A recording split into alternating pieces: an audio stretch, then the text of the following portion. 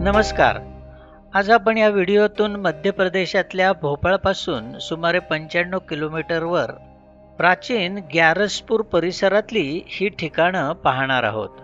ती आहेत ढेकीनाथ बौद्ध स्तूप, हिंदोळा तोरण आणि चौखम्मा, आणि इथूनच जवळचं मालादेवी मंदिर. आता आपण आहोत ग्यारसपूरच्या पश्चिमेला 2 किलोमीटरवर देखीनाथ बौद्ध स्तूप या ठिकाणी. हा स्तूप एका मोठ्या व्यासपीठावर उभा आहे आणि त्याला 4 कोनाडे आहेत. आता हे रिकामे आणि पडक्या अवस्थेत आहेत. प्रत्येक कोनाड्यात एक बुद्ध मूर्ती होती. आता या मूर्ती ASIच्या संग्रहालयात आहेत. हा स्तूप पूर्ण भग्नावस्थेत होता, पण तो आता बऱ्यापैकी जुळवण्यात आलाय. इथे सापडलेल्या 9व्या-10व्या शतकातील काही बौद्ध शिलालेखावरून या काळात उत्तर मध्य प्रदेशात बौद्ध धर्माची भरभराट होत होती याचे पुरावे सापडतात.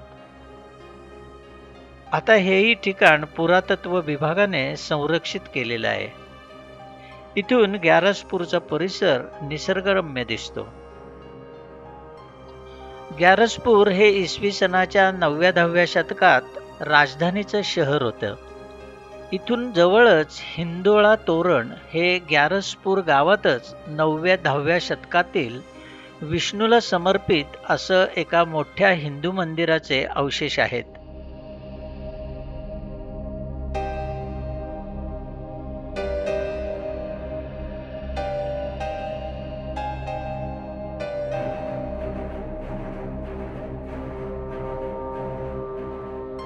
इथे कदाचित खूप मोठे मंडप आणि मंदिर संकुल होतं. हे इथे असलेल्या अनेक मंदिराच्या भग्न पाया आणि मंदिराच्या व्यासपीठ असलेल्या अवशेषांवरून दिसून येतं. हिंदोळा तोरण हे नष्ट झालेल्या मंदिराचं प्रवेशद्वार असावं. 2 प्रचंड प्रमाणात कोरलेले खांब असून त्यावर दशावताराचे प्रसंग कोरलेले आहेत.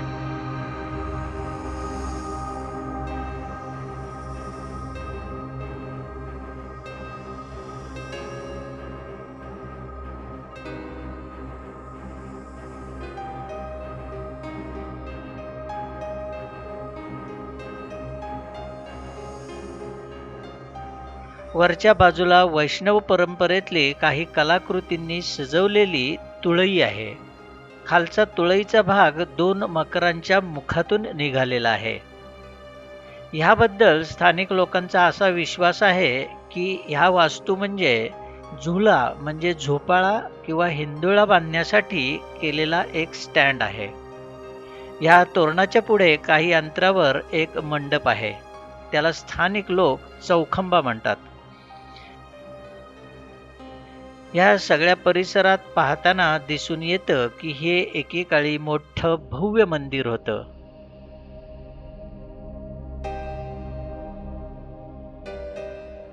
याच्या दक्षिणेला आणखी एक खूप मोठं व्यासपीठ आहे. एका भागात मंदिराच्या असंख्य भागांचे आणि अवशेषांचे ढीग आहेत. यात शिव, देवी, सौर, वैदिक देवता, संगीतकार, नर्तक, प्रेमळ जोडपी आणि अशा इतर असंख्य कलाकृती आहेत. मुद्दाम आवर्जून पाहण्यासारखं हे ठिकाण आहे.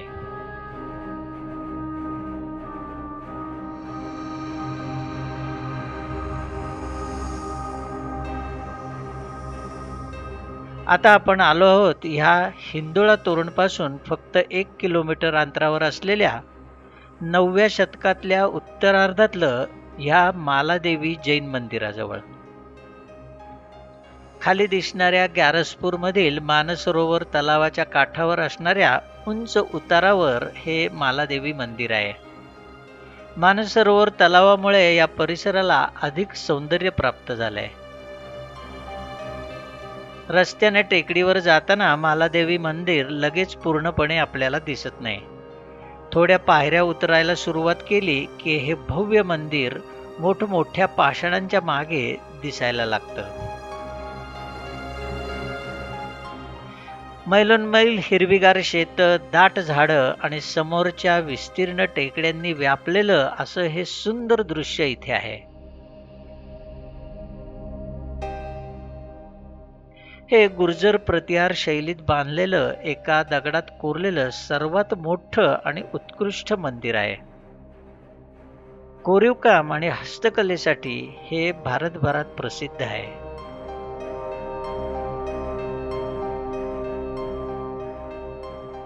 हे पवित्र मंदिर गर्भगृह म्हणून एका नैसर्गिक गुहेभोवती बांधलेलं होतं. तीर्थंकर, यक्षी आणि यक्ष, अनेक जैन मूर्ती यांच्या सुंदर कलाकृतींनी हे समृद्ध आहे. हे मंदिर भगवान आदिनाथांना समर्पित आहे. मंदिरात कमळाच्या स्थितीत शांतीनाथांची कोरलेली मूर्ती आहे. हा वास्तुकलेचा उत्कृष्ट नमुना असून टेकडीच्या काठावर असलेलं हे ऐतिहासिक ठिकाण कला आणि इतिहासाच्या दृष्टीने अत्यंत महत्त्वाचं आहे.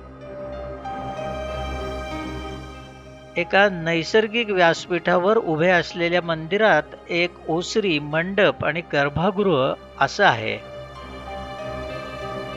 गर्भगृहाच्या मुख्य प्रवेशद्वारावर गंगा आणि यमुना यांची अप्रतिम शिल्प आहेत आणि समृद्ध कोरीवकाम असलेलं उंच शिखर आहे. हे मंदिर म्हणजे अभियांत्रिकीचा एक चमत्कार आहे.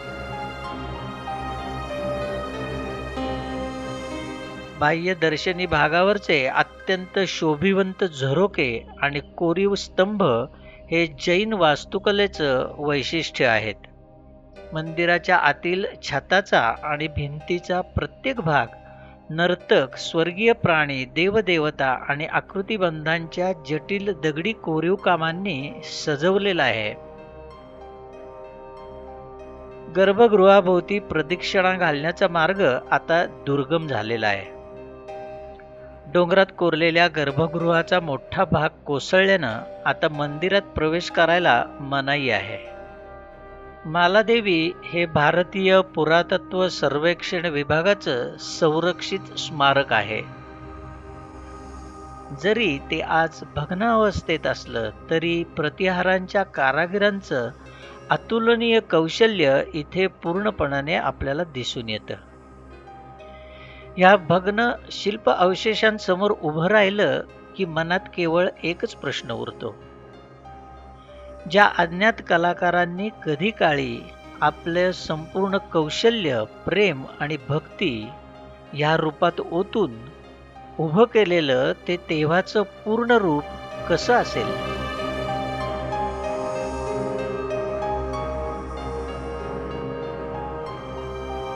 पूर्वीची समृद्ध आणि कलापूर्ण ठिकाणं पुन्हा निर्माण होणार नाहीयेत, पण जे काही सुंदर आहे, जे काही ऐतिहासिक आहे आणि जे काही भूतकाळाच्या चेहऱ्यावरील मुखवटा फाडून मानव जातीला त्याचं कोड वाचायला मदत होईल या जाणीवेतून भारतीय पुरातत्व सर्वेक्षण विभागाने केलेले हे संवर्धन आणि कार्य खरोखरच उल्लेखनीय आणि गौरवशाली आहे.